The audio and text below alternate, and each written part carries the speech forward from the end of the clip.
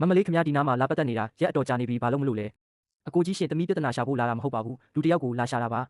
လူလာရှာတာဟုတ်လားဒါဘယ်လိုနေရလဲဆိုတာသိရလား Radiant Jewelry ကုမ္ပဏီတဲကိုဒီအတိုင်းစုဝင်လာလို့မရဘူး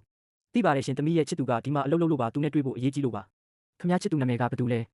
လင်းသူ့နာမည်ကလင်းစီရွှမ်းပါခမရကဝန်ထမ်းရဲ့မိသားစုဝင်တကယ်ဟုတ်ရင်သူ့စီဖုန်းဆက်ပြီးထွက်ကြိုခိုင်းလေပါလို့နေတိုင်းဒီမှာလာဆောင်နေရတာလေသူ့စီဖုန်းဆက်လို့မရလို့ပါဆက်လို့မရတိုင်းဒီအတိုင်းဆွတ်ဆောင်နေလို့ရမလားတတိပေးလိုက်မယ်နော်အခုချက်ချင်းထွက်သွားမှာမဟုတ်ရင်လုံခြုံရေးခေါ်လိုက်မယ်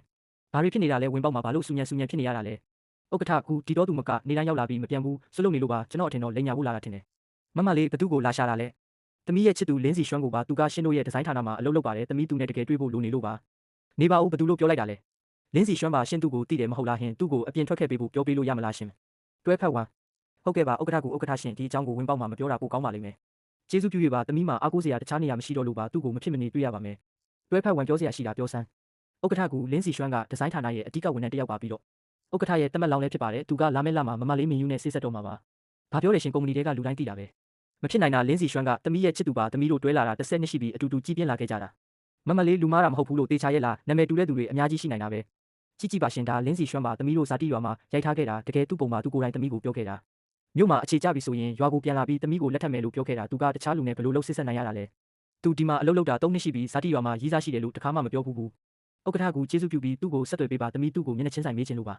ငါသူ့စီဖုန်းဆက်လိုက်မယ်သူဘာပြောမလဲဆိုတာငါလည်းနားထောင်ကြည့်ချင်တယ်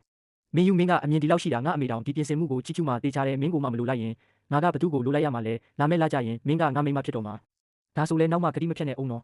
ဟဲလိုဥက္ကဋ္ဌကူကျွန်တော်မင်းယူနဲ့အတူလက်ဝတ်ရတနာတွေလိုက်ဝယ်ပေးနေတာပါဘာကိစ္စရှိလို့လဲခင်ဗျာအခုချက်ချင်းပြန်လာခဲ့ကုမ္ပဏီမှာအရေးကြီးကိစ္စတစ်ခုဖြစ်နေလို့ဟုတ်ကဲ့ပါအခုချက်ချင်းလာခဲ့ပါမယ်မင်းယူအလုပ်မှာအရေးကြီးကိစ္စရှိလို့ငါပြန်သွားရမယ်ဘာဖြစ်လို့လဲမျက်နှာလဲဖြူဖြော့သွားတာပဲကားမောင်းပြီးလိုက်ပို့ပေးရမလားမလိုပါဘူးမင်းအရင်အိမ်ပြန်နေလိုက်ပါအလုပ်ပြီးတာနဲ့မင်းစီပြန်လာခဲ့မယ်တကယ်ပဲအဆင်ပြေရဲ့လားငါ့ကိုဘာမှမဖုံးကွယ်နဲ့နော်စိတ်အေးထားပါဘာမှအရေးမကြီးပါဘူးထိုင်ပါဦးစိတ်အေးထားပြီးပြောပါသမီးစကားကိုနားထောင်ပေးလို့ကျေးဇူးတင်ပါတယ်ဥက္ကဋ္ဌကူသမီးကအကြောင်းမဲ့ပြဿနာရှာမဲ့ပုံမျိုးမဟုတ်ပါဘူးအမှန်အတိုင်းပြောစမ်းပါလင်းစီရွှမ်းနဲ့ဘယ်လိုပတ်သက်တာလဲ